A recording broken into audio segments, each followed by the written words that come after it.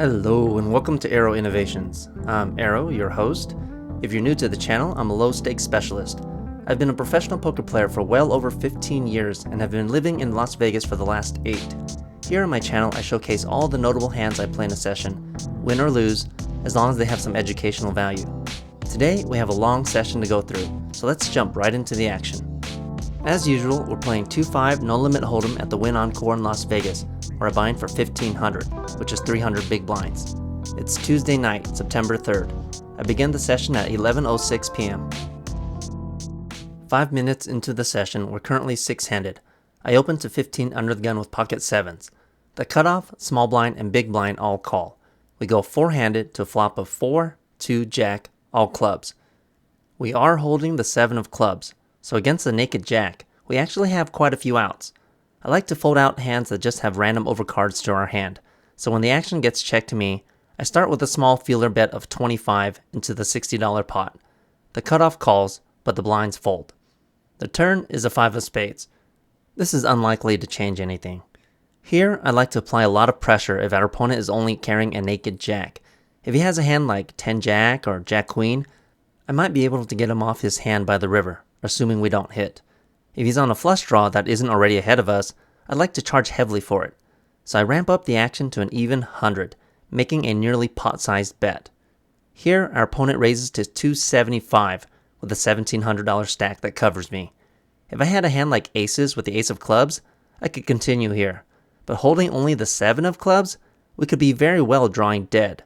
Even though the raise is not very big, we have no choice but to fold. Our opponent is gracious enough to show he was betting with pocket 4s for a flop set. Down nearly $150, so I top off for another 100. 20 minutes later, under the gun and +1 limp. So instead of opening to 15 or 20 if I were first into the pot, here I raise to 30 with pocket 8s in the cutoff. The small blind and both limpers call, so we go 4-handed in position to flop of 5, ace, 7, rainbow. This isn't a terrible flop. There's only one overcard, so when everyone checks to us, we can credibly represent that ace. I c-bet for 75 into the pot of 125. Only the small blind calls. The turn is a 2 of hearts. 3-4 makes the nuts, but the board is still rainbow. Suddenly, the small blind comes out betting for 250 with an $800 stack. If he had a set, I'd be drawing dead with a naked ace. So if I had to guess, he has a vulnerable hand like 2 pairs. Maybe ace-deuce suited, ace-5 suited, or maybe even 5-7 suited. Either way, his bet lets us off the hook, so nothing to do here but fold and top off for another $100. A couple of hands later, there's a live 10. The +1 and cutoff call. The button makes an incredibly weak raise to 25. The small blind folds. I'm sitting in the big blind with jack queen offsuit. Here's a situation where I warn people against making bets and raises that telegraph the strength of your hand. I recognize the button has a better than average hand and in great position, but that raise is as weak as a wet noodle. We're talking like Asian PP small. Ooh, that's kind of small. Sure, I could call for only $15 more, but I'd rather not play with a dominated hand like the one I'm holding and out of position no less.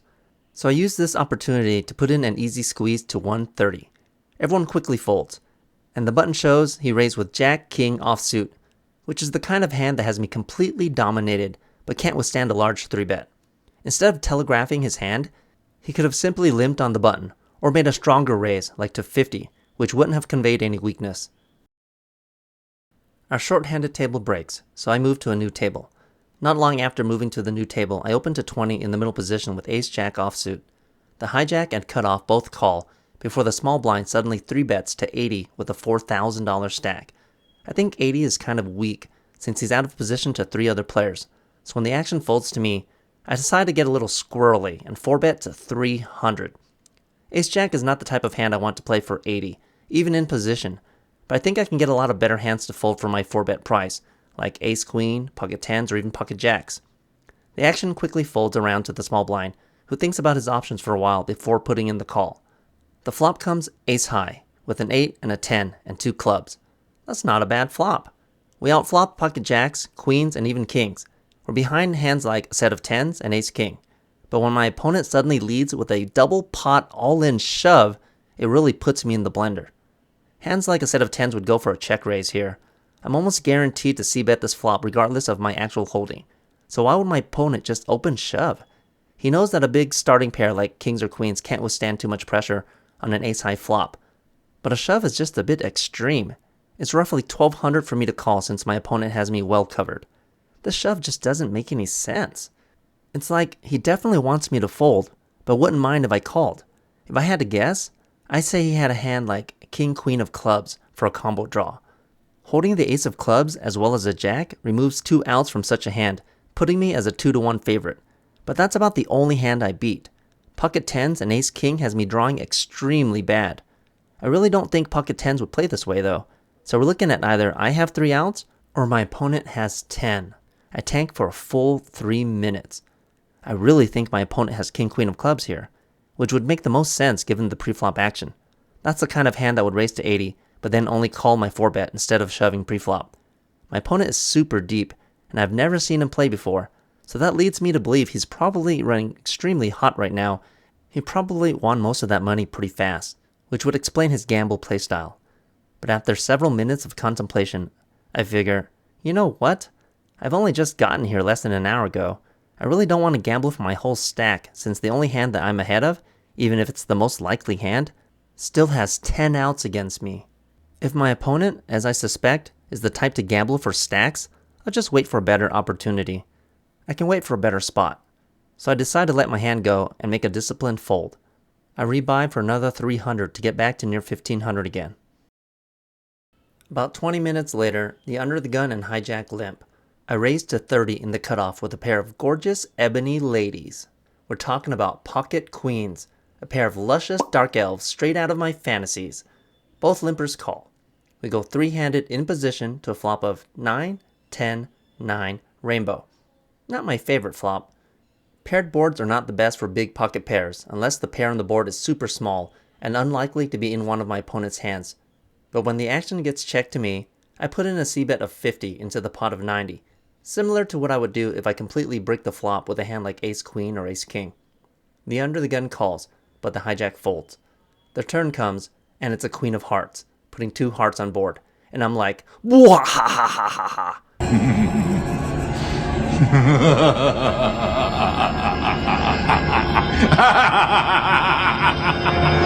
I feel like an arch villain about to wreck some hopes and dreams. It feels even better when my opponent leads for 120. It's my nemesis from the last hand, and we're sitting here with the second nuts, losing only to quads. I can't believe we're getting an opportunity for massive revenge so soon after making that disciplined fold with the ace-jack. I'm salivating, but I try to keep my cool. See, the difference between deep stack play and a game with only 100 big blind max buy-in is you never want to slow play, even if your opponent is drawing dead or close enough to dead. I suspect my opponent hit the turn with a hand like 8-jack, or he might even be holding a 9 here. In the event he has a drawing hand like 10-jack, we need to make him pay to see that river. A naked 10 is never giving us any action on the river anyways, so it's time to build this pot up. I raise the action to 320. My opponent takes less than 30 seconds before making the call. The river is an irrelevant 4 of spades. When my opponent checks to me, I take over 30 seconds before acting. You know how sometimes you arrive to a river and you just missed a massive combo draw and you're sitting there with diddly squat? The pot is bloated and you think to yourself, is there any way you could possibly win with a bluff in this spot? You really, really want to win the pot. And you realize your airball missed draw isn't going to cut it. But as you sit there thinking about what to do, you start to lose your nerve the longer you take. Well, here I'm trying to imitate that same thought pattern and response, even though I'm sitting here with top boat. You gotta remember not to give your opponent any timing tells. Eventually, I throw out a full pot-sized bet of 800, even though on reflection, I should have just gone all in since I only have about 1100 anyways.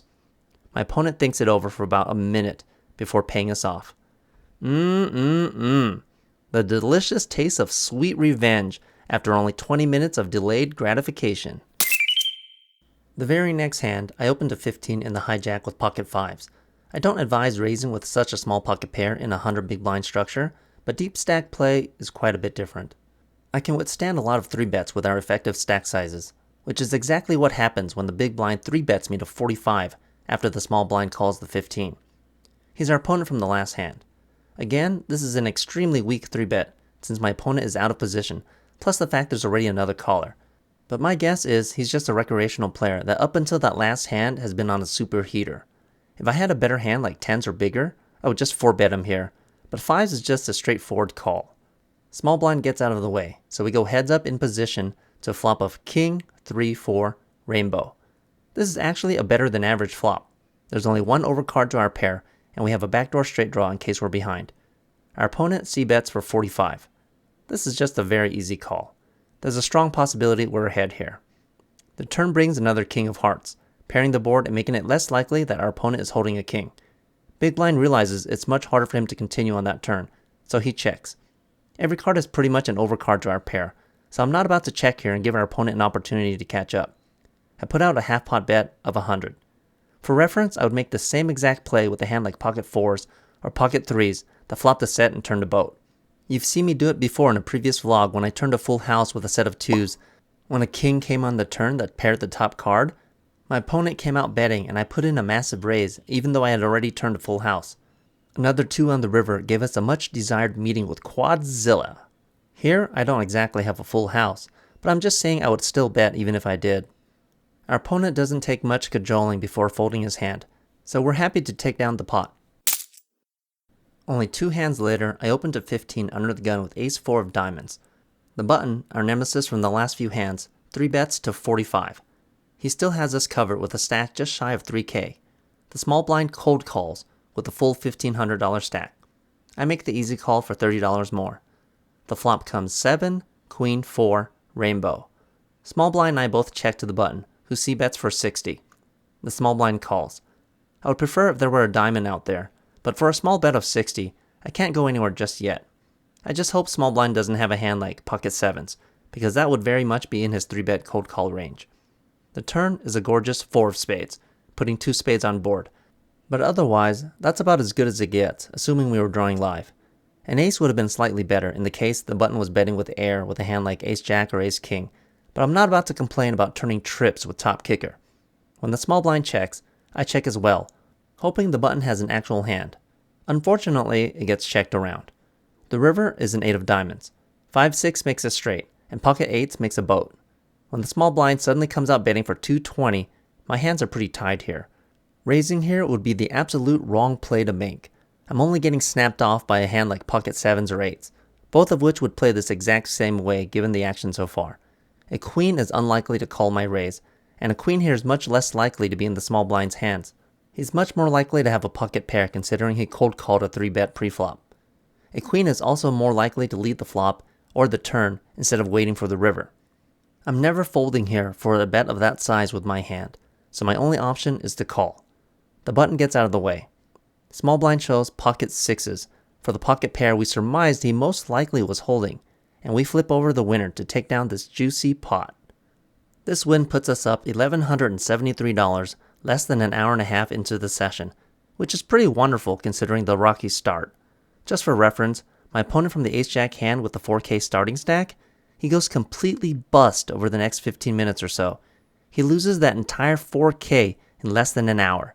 Yes, there was a very good chance I was ahead in that ace-jack hand, but against a player like that, I properly deduced it would be more profitable in the long run to wait for a better spot. He likely ran that money up super quick, but then lost it back just as quickly.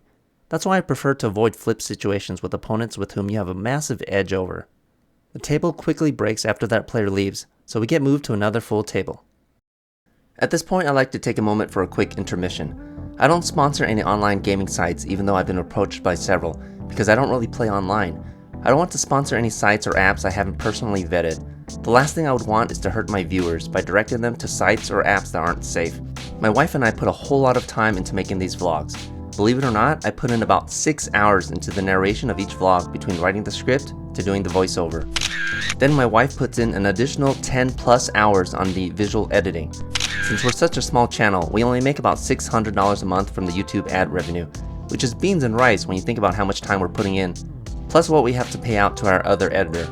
So if you like what you see, please hit that like button. Less than 10% of our viewers hit the like button, and it only takes a fraction of a second. Only half of you are subscribed. I can't emphasize enough how much it helps the channel for you to like and subscribe to the channel. Our true devotees also comment on every one of our videos, but I'm not asking you for all that. A simple like and subscribe is enough. If you would like to help out the channel monetarily, you can feel free to drop by my Patreon as well. There, I post new additions to the coaching series whenever I get a chance. There are subscription tiers as low as $5. I also have rates for one-on-one or group coaching if you're interested. So far, every one of my clients has been quite satisfied with my coaching methods. I have yet to receive a single negative remark. But back to the action at hand. 30 minutes after moving to the new table, Under the Gun opens for 15. He's an extremely loose older gentleman. He's quite the opposite of your typical OMC.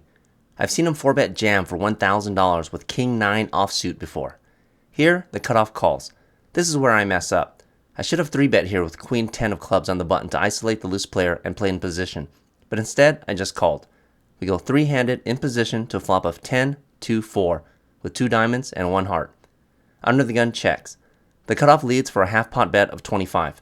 We have top pair with a decent kicker and no backdoor draws of any kind, so I decided to just call. If the action had been different, and it was the original raiser that had led and the cutoff had called, I would definitely have put in a raise to isolate. I think top pair is extremely strong against the loose player. Unfortunately, given the action, Under the Gun calls as well for the cheap price. The turn is the deuce of clubs, pairing bottom pair. Under the Gun suddenly comes out betting for 100 into the pot of 125. The cutoff calls. It's at this point that I realize I played this hand all wrong. I think I'm ahead of the original raiser, but I might actually be outkicked by the cutoff. Or maybe the cutoff just has a flush draw. It's at this point I put in a delayed raise to 300, when I should have just raised either pre-flop or on the flop. Both opponents call. We go to a river, which brings in an 8 of hearts. Under the Gun checks. Now it's the cutoff who comes out betting, throwing out a pretty substantial bet of 400 into the bloated pot of over $1,000. He's called my big raise on the turn, yet still has a strong enough hand to come out betting on the river after all the draws have missed and into 2 other players. I guess it's possible he could have pocket 4s. Either way, there's no way I can call here. There's almost no chance I'm good, so I just make the fold, meanwhile lamenting how poorly I played this hand. The Under the Gun player makes the call, and the cutoff shows deuce 5 of hearts for a massive win with a garbage hand. Yeah, I definitely should have 3-bet this hand pre-flop to like 75. I don't get any noteworthy hands over the next hour before even this table breaks, and we get moved yet again. For this hand here, Under the Gun opens to 15. I 3-bet to 60 with pocket queens in the +1. The hijack suddenly 4-bets to 180 with a $1,400 stack. Everyone quickly folds to me. I'm not ecstatic about calling with queens out of position, but our hand isn't strong enough to 5-bet against an unknown player, and we're deep enough to set mine, so I make the call. The flop comes, and it's an utter beauty. It's Jack, Ace, 8, Rainbow. And yes, that was sarcasm. So now any Ace X hand beats us, and even Pocket Jacks, which was one of the hands we beat pre-flop, just improved to a set. Lovely. I'm done with this hand. I check, and our opponent checks as well. That's not telling at all though. He could just as easily have Pocket Aces here. Even if he had a hand like Pocket Kings, I would have to turn Pocket Queens into a bluff out of position, and that's not exactly an option I'm fond of taking. As if the flop wasn't bad enough, the turn comes, and it brings in the King of Hearts. So now even my silly option to bluff is gone. I check again. Our opponent fires out a half-pot bet of 175. Yeah, right. Even if we hit our gut shot, it'd be a one-liner. I don't call for draws that aren't going to get paid, so I just make the unfortunate fold. About half an hour later, I open to 15 in the +1 with 9, 10 of clubs. The middle position 3-bets to 65. The hijack cold calls. Suited connectors play much better in position, but since we're all over 1500 deep here, $50 is definitely a price I'm willing to play to see a flop. The flop comes 10 high, Rainbow with 1 club. Not bad, not bad. Let's see how the others want to proceed. I check, and the action checks around. Alright, so I guess I'm most likely pretty good right now. Come on, no ace, no king, no ace, no king. The turn comes, and it's a King of Clubs, which I'm not the biggest fan of, but it does give us a backdoor flush draw. I check with intentions of check raising. I've decided I'm not actually holding 9-10, but pocket 10s. Yeah, that seems like a pretty likely story. If one of our opponents had a hand like Ace-King, let's see how they feel about playing for stacks with just one pair. Fortunately, the action checks around once more, so I don't think anyone actually hit that king. The river is another black king. I'm pretty sure I have the best hand here, but I check once more to give our opponent some rope. Middle position takes the bait and bets out 130. The hijack quickly folds. I'm almost positive we're good here. I think he has a hand like Ace-Jack suited or Ace-Queen, but why take that chance? Remember in a previous vlog when I rivered a set of 10s on that jack high flop? But I said that regardless of whether I hit that 10 or not, as long as the river didn't change the board, I was still putting in a massive raise because my opponent's bet telegraphed that he was pretty weak. Well, here I'm about to put my money where my mouth is. I'm going to show you that I don't speak gibberish. I don't try to build a great narrative after I've already played a hand and know which cards are going to come out. So I put in a massive check raise, throwing out an absurd number of black nuggets. I think it was about $900 worth. If our opponent checked back this flop for pot control with a hand like jacks or queens, even though I don't think it's very likely, I'm going to force him to fold.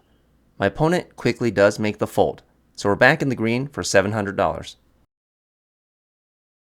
We're now at nearly 6 hours into the session playing six-handed.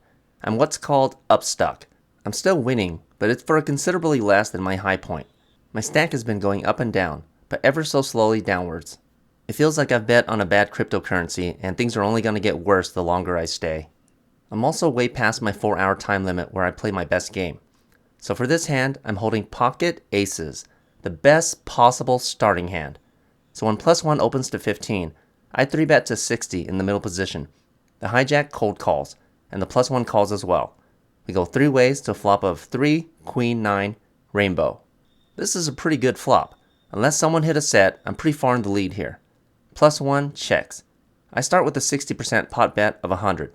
The hijack folds, but the +1 calls. The turn is another queen of clubs, which, is exactly what we wanted to see, right? So when the +1 checks, I can only check here. The river brings in a king of hearts. So now not only does any queen beat us, but jack 10, the obvious open-ender, just made a straight as well. So when the +1 comes out betting nearly full pot for 320, I can only sigh and make a quick fold. The very next hand, under the gun, opens to 15. I 3-bet yet again to 60 with jack queen of clubs in the +1. The low jack cold calls yet again, and the under the gun calls as well. These are the exact two same opponents from the last hand, with the same person open raising, me 3-betting, and the same guy cold calling from behind. Oh shit, here we go again. The flop comes queen, 7, ace with 2 diamonds and 1 heart. Same like last hand, under the gun checks. Same like last hand, I lead with a bet of 100. We only have middle pair, but we can very credibly represent that ace here. This board is really good for our 3-bet range. Except this time, it's the low jack that calls, and the under the gun that folds. The turn is a 10 of diamonds, completing the front door flush. Because, my disappointment is immeasurable. And my day is ruined. That's how this session has devolved. So of course, I have to check. And almost like a joke, the low jack bets for 320. I wonder if he used that amount just to F with me. Forget the flush. I can't even beat an ace. So of course, this is just a sigh and an easy fold. 1 orbit later, the low jack opens to 15. I 3-bet to 60 with ace-king offsuit in the hijack. The cutoff, like clockwork, cold calls. It's the same 2 freaking opponents. I swear we're like the 3 Stooges. Whoa! A squizzle! The flop comes 3, queen, 4, with 2 hearts and 1 diamond. When the low jack checks, I have a whole lot of donkey balls. I'd be forced to check back on a smaller board, but a queen high board isn't that bad for a 3-better's range. I mean, just think about it. This board would have been great for my last 2 hands, right? So here, I lead for 100 yet again, just as I've done the past 2 times against these same 2 opponents. The cutoff folds, but the low jack calls. But unlike before, the turn is actually favorable for a change. It's not an ace or a king, but it's a 10 of spades. We don't actually hit a pair, but we've gained a gut shot to go along with our 2 overcards. With how the runouts have been against these 2 opponents in the previous 2 hands, my hands have been tied. I've had no choice but to fold, but here we actually have some options. So when the low jack checks to me on the turn, even though I don't actually have anything, I can apply maximum pressure to any 1 pair type holding. So I continue my story with another 2/3 pot bet of 265. My opponent makes the fold, so I finally win one against these guys. Who's laughing now? Ironic that it's actually a hand where I didn't have anything at all. For this hand, we're 7-handed. I open to 20 in the cutoff with ace-jack of spades. The button and big blind both call, so we go 3-handed to a flop of 8, 8, ace. This is an extremely polarizing flop. We're dominating hands like ace-9 and ace-10 down to 3 outs. Weaker aces are drawing to either runner-runner or a chop at best. Pocket pairs are drawing to 2 outs. But if one of my opponents is holding an 8, I'm the one that's drawing to 2 outs. You don't have to bet very much on polarizing boards. So when big blind checks, I lead for a 40% pot bet of 25. The button calls, but the big blind folds. The turn is a 7 of clubs, not changing anything unless my opponent were holding pocket 7s. So again, I lead for another tiny bet of 25. If my opponent had an 8, surely we'd hear about it with these tiny bets. Thankfully, he just calls, so I'm almost positive we're ahead. The river is a 9 of diamonds. That's one of the potential 3-outers we had to worry about, so I check for pot control. Our opponent throws out an extremely small quarter pot bet of 40. Against such a small bet, our opponent either can't call or raise anyways, or we've just run into quads. So I make the logical play and just call. Our opponent flips over ace-4 offsuit. We thank him for the ride to Value Town and collect the pot. Less than 10 minutes later, the button opens to 15. I 3-bet to 75 in the small blind with ace-king offsuit. The big blind cold calls, as has been his MO all night. This has been at least the 4th time that he's called one of my 3-bets. He's an Asian guy with glasses named Randy, and I guess he just likes playing hands. The button folds. The flop comes 9, 10, 5, rainbow. Normally I would check on a 10 high board with ace-king, but since this is a blinds versus the button type situation, my 3-bet here can be much wider and often include a 10. So here, I lead for a 60% pot bet of 100. Randy makes the call. The turn is a 3 of spades, putting 2 spades on board. I still don't have anything other than 2 naked overcards. Randy only has 700 behind. I'm still beating a lot of draws that would call on this flop like Jack-Queen, Jack-King, and King-Queen. So I decided to throw out a massive 80% pot bet of 300. Okay, so I'm going to admit now that this was an obvious mistake. At this point, I've been playing way too long and didn't recalculate for my opponent's tendencies. Can anyone point out my mistake before I mention it? What kind of player do you think Randy is? Pause the video and write down your response in the comments below. Okay, so what I failed to acknowledge before making this bet is that Randy is more of a calling station. He cold called my 3-bets at least 4 times already. Never ever try to bluff a calling station.